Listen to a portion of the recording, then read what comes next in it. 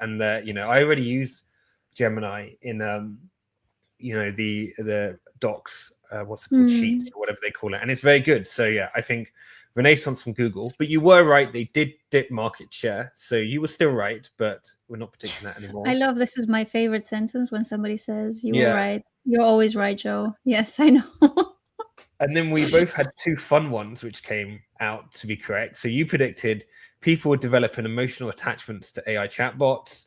1 in 5 American adults now have had an intimate encounter with AI, according to a New York Times and MIT study, which is that gives me the cringe so deeply. Wild, yeah.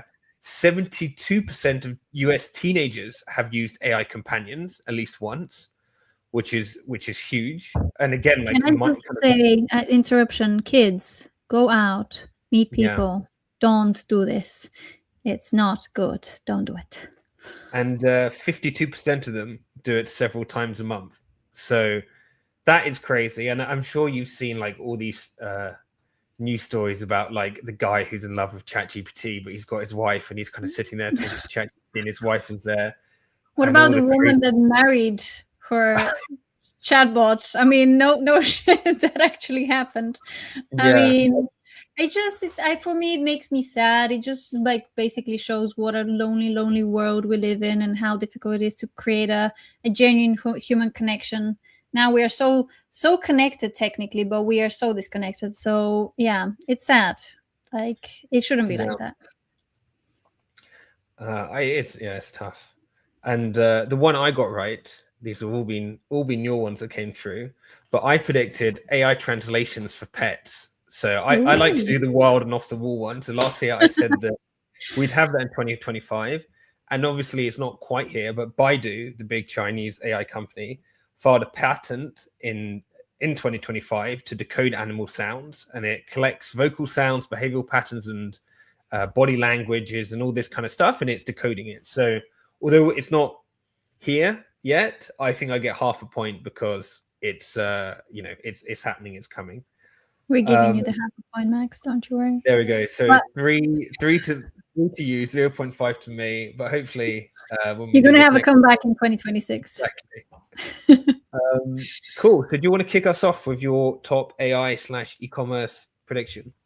Oof. All right. I don't have a top one. Like, actually, I haven't really like ordered them in like order of importance. I definitely am seeing quite a lot of kind of trends and predictions that probably are connected or are going to be connected in some ways.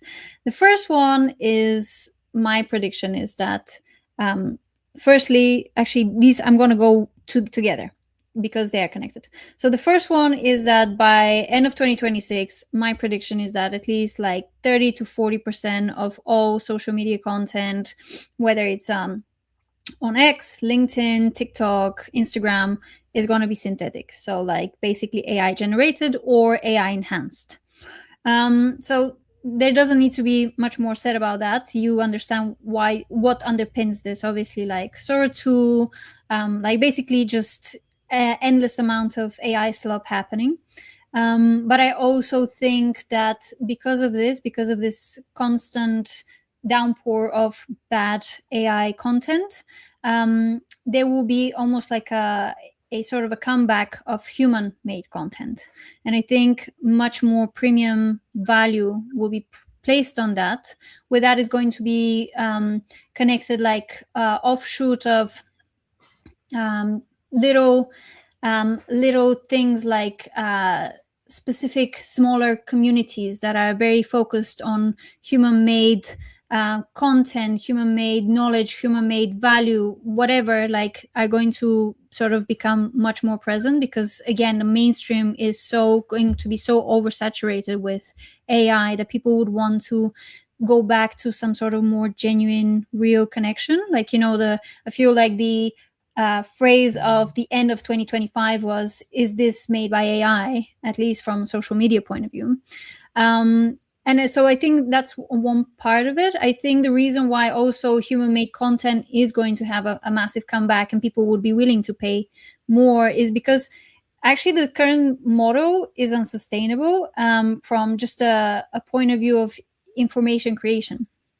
So till now, obviously, we had one way to monetize, let's say, content that you create online, and publishers would pay for it, and then they would like get like advertising dollars from visitors, or there will be some sort of subscription base. But now with large language models going and scraping all of that, and then essentially regurgitating it in the results, and like the Google AI summaries bit, like that doesn't give any actual value neither to publishers nor to the writers or to the creators. And so that model is going to be very broken very soon. And so there needs to be another way, another incentive for like essentially quality new content to be created. Like you can see it with Wikipedia dying as well. And so I feel like there will be a completely new wave of, okay, good, slow, like human made things coming back, which is awesome. I think that's how it should be. Yeah. I mean, it is wild. One of our partners, the School of Marketing, the founder posted a photo on LinkedIn of him meeting Messi and Luis Suarez. Oh, yeah. And I WhatsApped him and I'm like, was this real? Or is this AI? You just don't, you literally can't tell anymore. No, you don't. And he was like, no, that was real. I was like, oh, because it kind of like, it would kind of look I like AI. thought, like when you said that, I thought that it's an AI generated thing. It's like I've seen so many of those on LinkedIn. I'm like, come on, guys. No. I mean, it was kind of, the post was obviously written by AI, which, no offense, Richie, if you're listening. So like he had this like post obviously written, you can just tell, and then the photo, and I was just like, what? Like he kind of is the kind of guy who would meet Messi, but also it just everything felt very AI about it. So I mean, it's really hard. And obviously when you think about this in like the political sphere, like it's really impossible to know what's going on in the world anymore. With all What these kind like of AI. guy was the one that was likely to know Messi? Excuse me. Well, he's just well connected. He's just a well connected guy. Like the thing is, I thought it would be a little strange for him to post about, like, he did this LinkedIn post, like top 10 things I learned from meeting Lionel Messi. So I thought it'd be a little strange to do it AI generated, but again, no offense. The post was so obviously, the text was so obviously AI generated, and the images you just can't tell anymore. So I was kind of like, has he just, has he got someone like a ghostwriter to write this thing and it's a bit strange, or did he actually write Lionel Messi and then like go into ChatGPT and generate 10 reasons? I don't know. It was, you just don't know anymore is the point I'm saying. Yeah. Right. Yeah, I agree. Do you have a good one coming up? Yeah, I'd say again, I haven't ordered them, but if I was going to kind of in my mind quickly say, I think the number one thing is that 2026 will be the year of personalization. And this is kind of bridging both the e-commerce and the AI things we like to talk about on our podcast. But I think products, services, everything will stop being general and start being very tailored to individuals. So you'll have, the e-commerce one is obvious, right? You're going to have super personalized recommendations from Rufus or ChatGPT or whatever, but also kind of broader in AI, we'll have AI tutors, which goes to each individual student's pace and capabilities. And I think, in healthcare, in like workout plans, like I'm a big MyFitnessPal user, like in like across the board, every app we're using will all be personalized. And I think we're going to like, people have talked about personalization for a long time, but I think 2026 will really be the year of like everyone has a totally different experience on every app, geared towards them. Interesting. Do you know what? Like, on one hand, I think this is going to be awesome. On the other hand, it's going to be so fucking boring. I'll tell you why. Like, I feel like it's going to be one of those Spotify recommended for you playlist kind of shit where you just get being fed exactly the same, I don't know, well rinsed 30 tracks that you've been rinsing for half a year, and you just never discovered anything new. Well, I don't know. Let me put it to you, Joe. Do you like your Spotify made for you playlists? Because mine are great, always. Like whenever it does a shuffle, I'm like, wow, like I like this new song you just sent to me. Well, So it could be I do discover new stuff, but I discover new stuff which sounds like the stuff I like. So it's, well, yes, sometimes, but I feel like, my Spotify Wrapped is, I have a very broad and very eclectic taste. And of course, it does give me a selection sometimes of new tracks, but just generally, like, let's say 70 to 80% of the tracks I have already listened to. And I just feel that that's not what a good experience is. I mean, it obviously depends on niche. I think when it comes to like something like personalizing for health, you want that to be yeah, personalized to you you, want that, right? right? You don't want any randomness in that. But for sort of like broader things, like for example, if there is a personalization when it comes to anything like fashion or even like sport, I would say, sometimes it's actually good to include some randomness and some actual design, not just what the algorithm thinks that will satisfy you. Because, yeah, I feel like that will I don't know. just go I'm into an gonna end. push back again. I mean, do you use ASOS? I mean, I don't really buy anything online, but like, let's imagine I'm a big ASOS user, or whatever. I think it'd be great if it would just show me stuff like that it knows that I like and suit my, because everyone's got a unique body shape, right? Like, there's no standardization. Everyone's wider or taller or whatever. So Mm. I think it'd be such a good experience if it's like, okay, we know Max, he likes to wear like this kind of style, like generally plain clothes. I don't like any patterns on anything. I care more about the materials than I do about, I want to wear like a nice cashmere or something if I'm going to buy something new. And like it just shows you like plain stuff with like nice, nice materials. Like I think it'd be great. Why would you want to scroll through stuff that is not relevant to you? Well, I think it depends. When it comes to fashion, it all depends on like what kind of fashion user you are. I'm not a big fashion person. Like I buy everything vintage. But when it comes to, let's say, if you are pragmatic, Elon Musk kind of, I put you in this kind of category, like There we um go. this kind of like very functional or function over form sort of shopper, then that makes sense. If you are someone who experiments, who like is interested in like new trends, etc., then it doesn't quite work. But yeah, I think there will be always exceptions, and then but I think like personalization should be based on what the niche is, and like it shouldn't there should be an element of randomness, an element of actually introducing completely new ideas that maybe are dictated by the creators versus by the user. I feel like Yeah. otherwise we'll end up living in a very boring world. It's the same thing when you think about like social media algorithms and what we're being constantly fed in terms of like content on social media. Like at some point it gets really really boring because, for example, the only reason why I use TikTok is to get AI content. And like, but I'm fairly sure that if I get like a few other niches that will be interested, but like the content, the algorithm just understands, okay, she just wants AI. And so that's all it feeds me. And so it's the same principle. Yeah. I mean, before we move on quickly on this, I think bringing it back to, I guess, the listeners of this podcast who care about ranking on ChatGPT and getting high on Rufus and stuff, we've already seen this happen, whereby Rufus is like totally personalizing the questions that it will prompt on each product page, and obviously ChatGPT is getting more and more personalized. So it makes it a lot. If you're a e-commerce seller or a brand, it makes it a lot more challenging to actually know how you stand, because if you're doing a generic you need to be appealing to your audiences.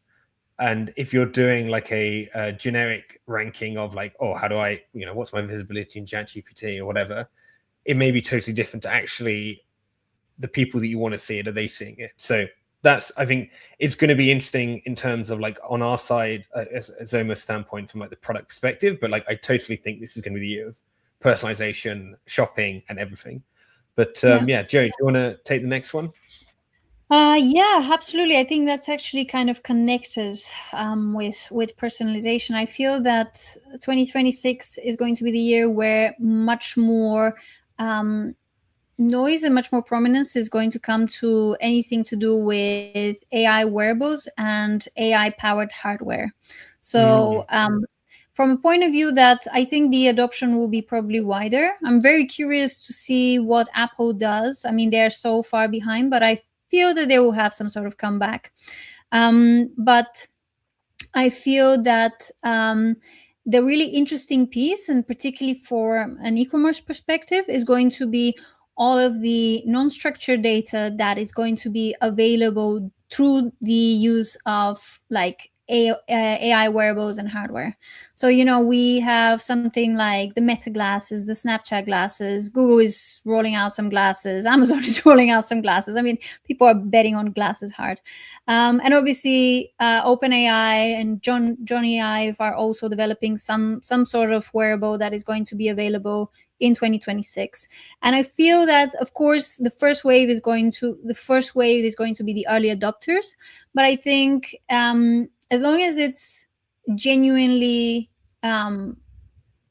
easy to use and easy to wear, I think more and more people will start wearing it. And what that means is that there will be so much data at the tips of these AI companies, and then therefore at the tips of, let's say, advertisers, e-commerce sellers. So, like, if we are talking about something like Amazon, actually with something they already rolled out and I published about last week, which is Alexa. Like, now obviously we know about Alexa and Alexa Echo, but what they have now done is that they've given Alexa also an actual visual screen.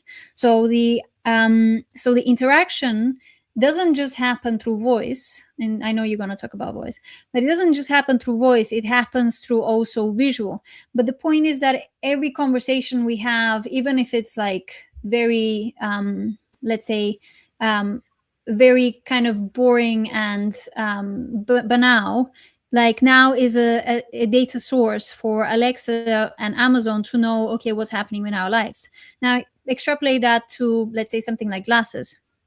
We are walking around, we have our whatever Meta glasses, and we are staring at a pair of shoes for slightly longer because we like them.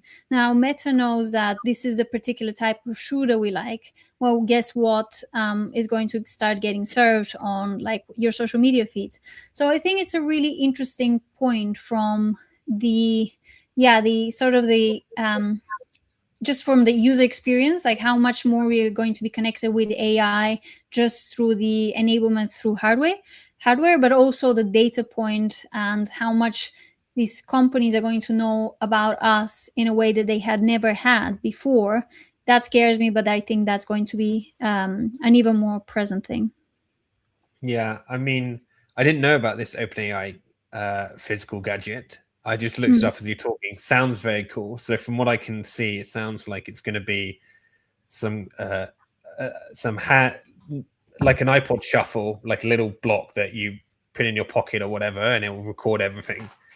And I've long thought one of these things would be useful, and I'm sure many people listening, and you, Joe, maybe have felt this. You go to a conference and you're having all of these great conversations, and you don't have your AI note taker with you. So you're just like, oh, I can't remember everything. I can't remember all the things we discussed. So I think certainly in a business environment, it would be so useful to have something that just kind of like quietly recorded everything that happened, and then you can go back and go through the conversations and, sort out next steps, maybe with your AI agent, So that's very cool. I'm looking for. I've wanted one of those for a long time, and I hope I think OpenAI's one will kind of be an acceptable one. They've got quite a good brand, or Apple. Like, if one of these two launch it, like, it will adopt. If it's like a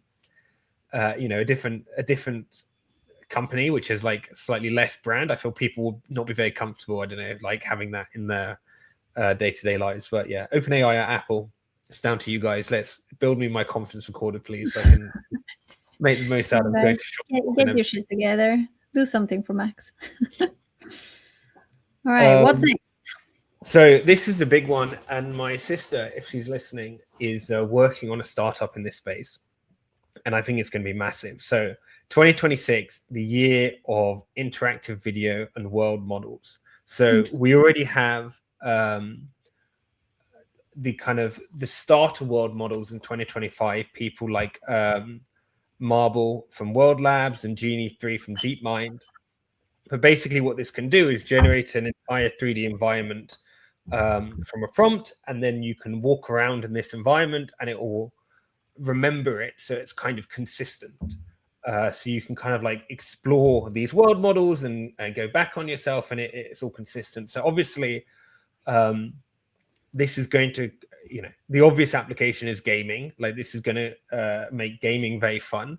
I'm not much of a gamer, but also I kind of think, how does this change like social media and YouTube, and like how all of us maybe who don't sit down and game, like I never game, but I do spend a lot of time watching YouTube and a lot of time on social media, much more than I want to, time on social media.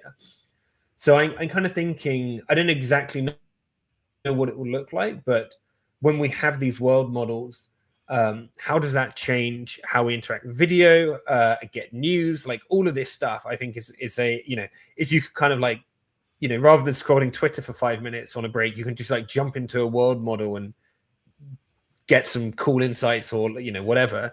I think that's going to be a very interesting one.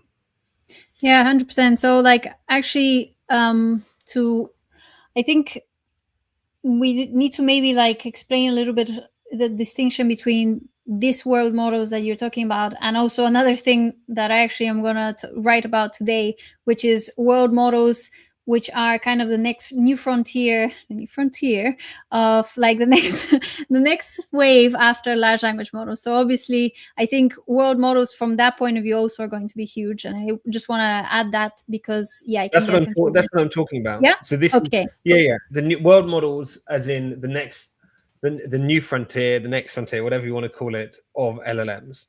Yeah, so exactly. So these are beyond, generative, beyond just text, but your entire the entire world, basically. Yeah, so I think they are, and just from that point of view, to sort of like add on to your prediction, I think they're going to be really interesting from a, let's say, a video point of view. But I think what they're really going to revolutionize, oh my god, I hate that word, AI, I hate that word. So not revolutionize, but they're going to completely change, is the sort of the foray into robotics, which scared the shit out of me. But I feel like this is going to be like a huge factor as to how quickly we're going to start seeing some really evolved, really sophisticated robotics, which then obviously starts disrupting so much more about our world and our jobs. Like, I was looking at the video from Figure 3, which was like, now 3-4 months old, and you can already see that we are at a place where actual, let's say, home robots are happening. And okay, they're not amazing, they're not like iRobot, but they are already good, and that is like not even 3 years after, like, the first sort of foray into that. And so the more we develop these world models, which are essentially models that don't just learn from large like masses of text, but they are learning from everything, like from a point of view of like images, motion, physics. So like they have so many more data points and so much more variety in terms of like their learning capabilities. That in itself is going to evolve robotics, that's going to evolve video, like video realism. And actually, one of my predictions, which I think tags on nicely to yours, is I think in 2026 we're also going to see much longer video AI video generation. So I feel like, we started 3 years ago with 3 seconds and we're like, whoa, and now we have like, several minutes, let's say. But I feel like towards the end of 2026 we're probably going to go past the 30-minute mark, if I'm so bold.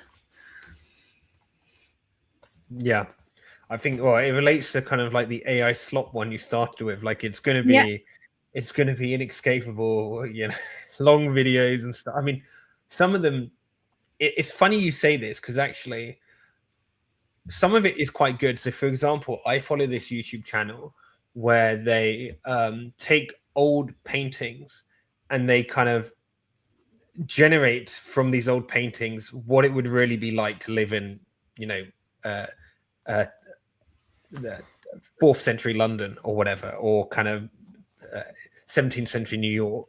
And I love history, so I absolutely love these videos. And they kind of just they show you the painting, and it turns into reality, and they kind of like go. It's a bit like kind of related to this world model stuff, and it's all kind of related. So I think it's a good use case, but for that, and it's interesting that I've already kind of started to consume in my free time AI slop.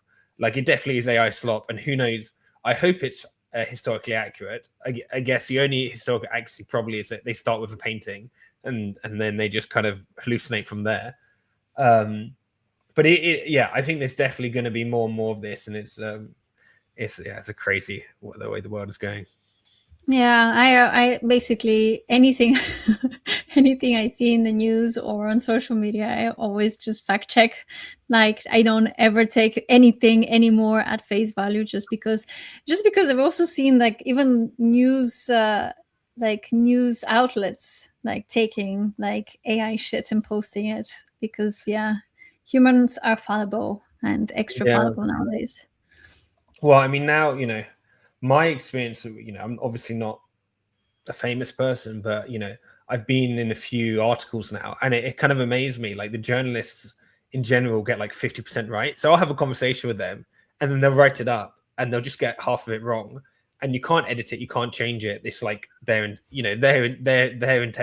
is like, and to be fair, it's better than people trust stuff more, which is written, and you've got the journalist's name, and like that will be the source of AI models in the future, not kind of random Reddit, as you said. It's all going to be AI generated, social media, Wikipedia, all of this stuff. But there's no good information anymore. It's scary. Okay, do you want to go? Do you want to go, or should I throw in another one? You can Who's throw next? another one. I don't even Go know on. who's. I think Go on, it doesn't fine. matter. Go on.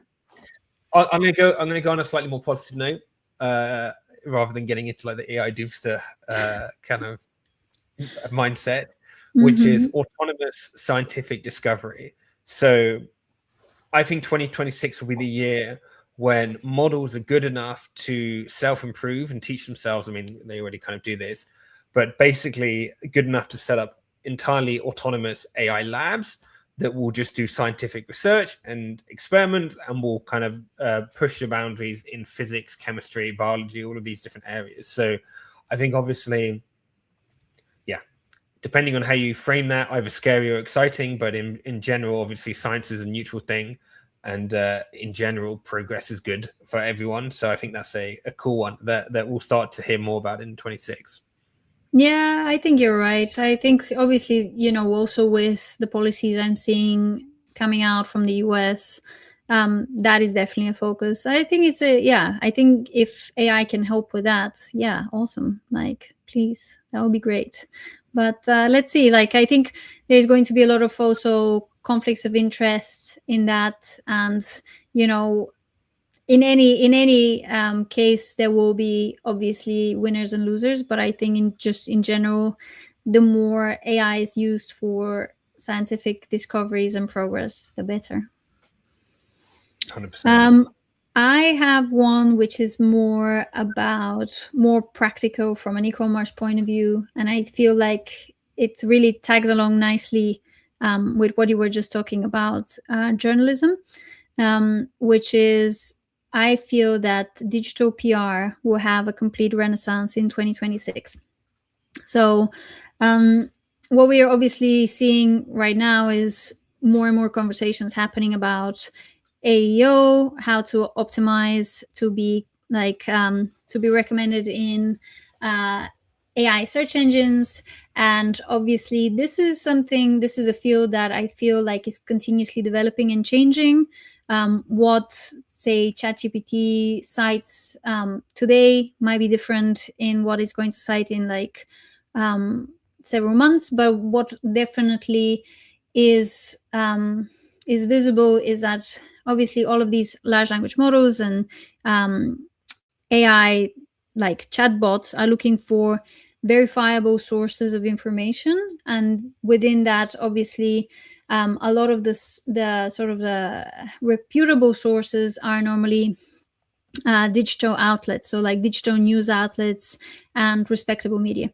And so from that point of view, while I feel like PR and digital PR were kind of like a sunsetting priority for a lot of marketing teams in the last, let's say, 10 years, I feel like now, because of the importance and the connection of like how to optimize for these AI search engines, this is going to become a much more of a focus. So like more and more, I feel brands are going to invest in how to become like how to essentially increase their brand spread of mentions across reputable sources. And I think around that there will be I already see it like a lot more platforms that offer essentially citing and quoting within like different media, and I feel like that's going to be a renewed focus for brand teams. 1,000,000%. I couldn't agree with you more on that one. And I mean, I would say watch this space for what we do here. But I think you're totally right. For AI visibility, you no longer need to be ranked number one on Google. You no longer need to be try and push for backlinks. But what you do need is broad mentions across all sorts of different areas.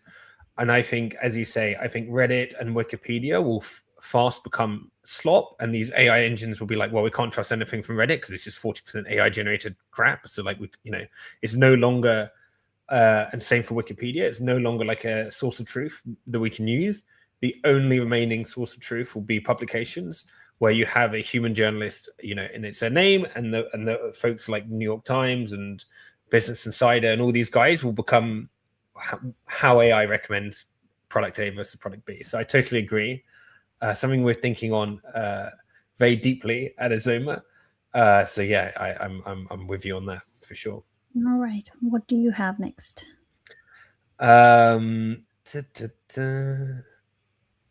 Okay, I'll do one. This was actually one of your predictions last year, and I think maybe you were a little bit too early last year, but I think it's definitely going to come this year. We really touched on it. It's the rise of voice AI. And I'll give an example of something we did as a company, which was 360 AI feedback. So basically, we did like a 360 feedback at the end of 2025, and everyone would talk to an AI agent. And so you would highlight the 4 to 10 people in the company that you wanted to get feedback from, and it would send a little kind of email, and then those people would talk to the AI about your strengths and weaknesses, and then it would anonymize everything and give you like an output report of like, this is your feedback, your strengths, your weaknesses, based on all of the conversations that your colleagues have had with AI. And it did this in and it was all AI voice generated, and it was an amazing experience. And honestly, I think with AI, you're on the one hand, you're happier to be rude to it. So if it's being annoying, you'll just be like, skip, like, stop asking me this, let's move on. But on the other hand, you do open up more, I think, than you would to a human, because if you're if you're trying to do something useful. And I'll give you another example is Jack and Jill AI, which is also someone I've been using, which does a recruitment but for voice. So what you'll do is you'll describe to Jill the kind of candidate you're looking for, and then Jack, on the other hand, is having conversations with all these candidates and job seekers, and it will then match based on your voice description of what you're looking for and what people are hunting for. It will kind of match you guys. So I think there's, I've just given 2 examples of real world voice AI applications that I've used in the last month or 2. And I think we're going to see this exploding in a very real way in 26. Yeah, I completely agree with you. I think as I said last year, I feel like there is so much power in voice, so much like uncoded, like like spontaneous information and insight that is conveyed through voice, like tonality, through pauses, through like warmth of voice, speed, all of that. And that is data that humans can't necessarily decode, but like AI can. And so there's just so much more that that is going to come out of that in terms of use cases, both from just normal, let's say, B2B use cases, but then also when it comes to, I would say, shopping, consumer ads, consumer apps, and so forth. I think what would be really interesting, and actually that's another sort of like prediction that I can tag along to this, is with this and memory becoming much better within AI chatbots. I think like personalization, going back to what we talked, is going to explode even more, and therefore the influence that these chatbots are going to have, and with that also the explosion of consumer facing AI powered, like memory enabled voice apps. So I feel that this is just going to be such a high potential for both, for like essentially developers and entrepreneurs, but also for the consumers, proven also by what we were talking about before in terms of humans getting more and more attached towards their AI companions. I feel like there is so much connected with like these AI systems becoming more, let's call them human, remembering more what you are telling them, and then like being able to adapt themselves ever more towards your preferences, your mood, your tone, your context, etc. Yeah, Yeah, scary. 100%. Do you want to go, um, or do you have a new hmm? one, or do you have another one? Let's see. I have a couple smaller ones. So like I feel that what's going to continue happening in 2026 is AI consolidation. So what I feel is that obviously we had the last 3 years like so many different AI apps coming out, like a lot of utility being built around, and like a lot of AI wrappers, or let's say AI technology with a little bit of sprinkle, but like essentially based on a particular popular model. Um, but I feel that now we're going to see much more mergers and acquisitions happening. So you know, last last week, Meta acquired Manus, and that is obviously like it just shows that these large guys are now starting to see, okay, where can we invest rather than build internally. I have a prediction that probably Apple will be the most aggressive from that point of view, just because they're so, at least on the surface, far behind. I mean, I can be proved wrong, as with Google. Who do they buy? But Perplexity. I don't want to make these bets yet. But Oh, and like, you know, for example, if you're what's his name, Tim Cook, who are you buying? I don't know. Well, from Apple point of view, I actually like. I feel like I need to research that better. But I feel like people definitely are not like seeing some of the really special apps like Higgsfield, GenSpark. There's so much really like top Yeah, notch apps being built that are still probably like have so much growth, and like still can be like snap for not very much, and have stellar teams and stellar USP. So there is a lot more out there. I would be really interested to see also what some of the ex OpenAI guys do, because there is just so much now spreading in terms of new labs opening up, and like essentially how that's going to play around in terms of mergers, in terms of acquisitions, like what are they going to acquire, like how are they going to position themselves, is it going to be more verticalized. But yeah, my prediction for sure is that like the AI consolidation is going to become a much more of a present thing rather than building internally. yeah. I think that Manus one is particularly exciting for those in the e-commerce industry because it was a big favorite.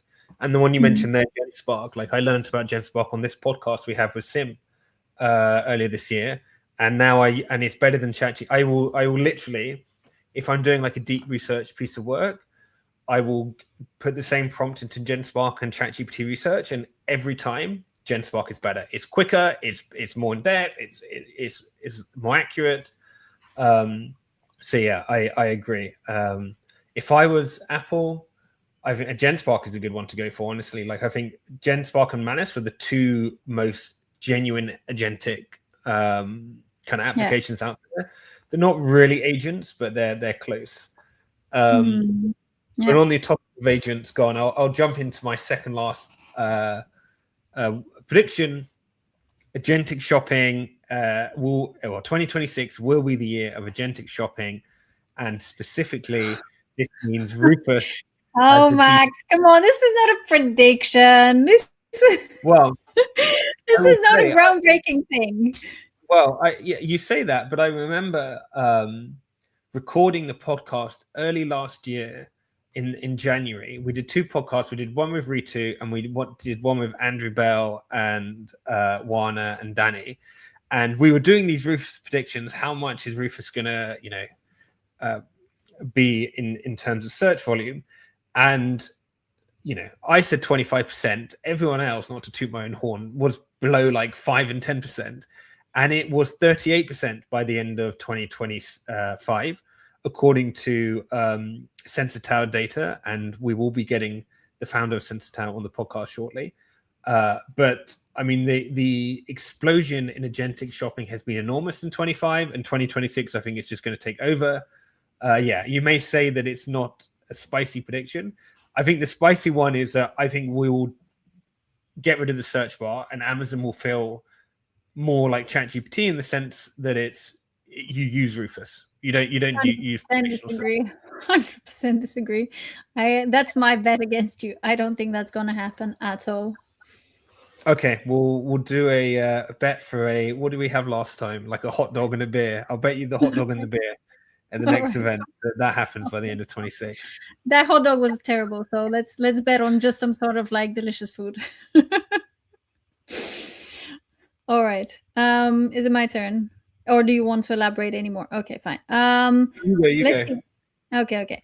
I'd say it's kind of like tags on with the AI slot prediction, but I feel like it's going to be it's kind of going further. So I feel that a lot of what we're seeing in terms of influencers or digital creators right now on platforms, a lot of these people are going to start using AI clones to like deliver even more content. So maybe a month ago, I wrote a whole article about how AI has redefined social media algorithms, and like how right now it's so much more about frequency and volume of posting versus just quality. And sometimes it's just kind of like a throw everything and then one thing sticks. And I feel that more and more we're going to see like the crazy proliferation of like just like posting frequency and more content regardless of what the quality is. And I feel that AI, like basically influencers and just generally like creators, are going to start using more of this technology to just generate more. And then I can see that from Would you use it, Joe? Are you going to be one of these? I mean, I don't really generate any video content yet, just because I'm a bit shy, but I should. But no, I feel like with it really depends on who your audience is, right? So like, my ambition is not to go viral, and so my ambition is to like reach a niche audience and to like deliver quality. So I feel that the trust you build with an audience is more important than like, the views. But I feel like for, let's say, bigger, medium-sized creators who like, have, let's say, sponsors, and they are trying to like get that reach, this is going to become a much more of a thing. And for brands. And you can see already like tech like 11 Labs and HeyGen being so good. I mean, you can already see to an extent what Sora 2 can do with your AI avatar. So I feel like it's This just is happening now. I mean, I would, yeah. you know, I don't want to. I try and stay off Twitter, but there's a big Twitter trend going on, which is just unavoidable if you go onto Twitter, where like people, the kind of OnlyFans style influencers will be saying like, "Hey Grok, do this, do that," and like it's just full of like AI generated images of Grok of themselves, you know, doing sexual things, Oh and gosh. it's a massive, it's a massive trend. And obviously it's click farming because they you know Yeah. they get all the impressions and they get paid for it. So this is absolutely you know, I think yeah, in that kind of industry it's definitely happening now already. Yeah. Yeah. Scary. Yeah. Do you have any more? My last one. Go on. My last one, and I saved my, I think, most exciting one for last, which is uh, I don't know how true this is, but I'm going to say it in the most exciting and groundbreaking way. Prompting will die in 2026, and what will be replaced is AI native apps where they observe what you're doing and they intervene proactively. So you don't type, you don't ask, it will just monitor your behavior and start generating um, you know, the output that you desire. So this I think will be yeah, like, How would they know about your context? well, I'm more thinking about this in terms of like B2B SaaS apps. So for example, StreamYard, like StreamYard will watch what I'm doing and setting up a you know, every week or every other week I go and I set up this podcast to do, and it will just generatively say, you know, the chat interface would be, hey StreamYard, set up my podcast on LinkedIn and invite Joe and whatever. And the new version, the proactive version, would just say, do you want to do this with this branding and everything, and click, and it will just, you just do it. So I think you know, there's kind of the manual software step, which is where StreamYard is today, where you're kind of clicking and setting everything up, and it doesn't take long, maybe like 2-3 minutes. But let's imagine this is for a more complex workflow, like procurement, getting paid from like Cooper or somewhere like this is like really painful, really manual, like clunky old school software. And you know, the next generation of it would be you type in, hey, please do my invoice, and it will do it for you, and that's brilliant. And then the next one after that is like, it just kind of understands what you want to do, it predicts where you're going, and it will just pop up and be like, hey, do you want to send an invoice to XYZ? And you're like, oh brilliant, that's exactly why I'm logging on. You've worked it out. So yeah, I don't know if this will, as I said, I think this is maybe 27. It's a bit of a futuristic one, but it's an interesting one, right? Yeah, for sure. I think from a B2B SaaS perspective and kind of like having almost like an agent that mimics like frequently used, let's say, actions or processes or flows, I think that's very realistic actually. But yeah, I think prompting as a general thing is not going to go away. I think it's probably just going to be hidden from the user. And then, yeah, I do wonder though, like, would that mean that some more controls will have to be uh, introduced in the old school way? Just because, you know, users, they crave control, not complete control, but they always want to be able to like amend things.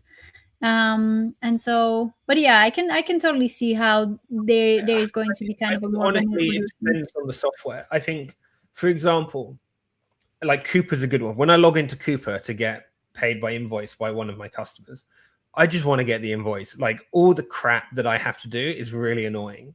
And I imagine there's applications like Mhm. where like Canva, where you do want to have a little bit of control and artistic license. And there's other stuff like, I don't know, healthcare. If I think about using the NHS app, National Health Service app, or procurement or stuff where like I don't want to spend any time in there. I just want it done. And if like the better and faster it can predict what I want to do and do it for me, like great use of Gen AI and you know, Yeah, even better AI. fair. Wow, what an episode! That was a lot of predictions. There we go. So I look forward to doing what I did. this year when I put it into GenSpark and I say, hey, which of these predictions came true, and give me some examples. So Thanks, James Park. exactly, thank you, GenSpark, and great. Listeners can look forward to that next year. Anything on a personal note, Joe, that you're excited for before we log off? Yeah, actually, in next week on Monday, I will be speaking at the main stage at Affiliate Summit West. So, if anyone is close to Las Vegas or wants to come and learn about AI live with me, you are very welcome to come. I would love to meet you there. Are you going to be? I mean, I'm not going to be there, sadly, but I will be in Las Vegas for Shop Talk, which is also at the same time as what's the other one that everyone goes to? Like there's two big e-commerce in March in Las Vegas. Are you going to be one of those? Prosper? That Prosper, yeah. Yeah. I actually, well, that's not official yet, but yes, I will be. Very cool. Well, I'll see you there then. Yeah, for sure. Cool. Well, that I've never been, so I'm excited and enjoy it in January. That's very fun. Yeah, awesome. All right. Well, have a great 2026, everyone. Thanks, guys. Bye.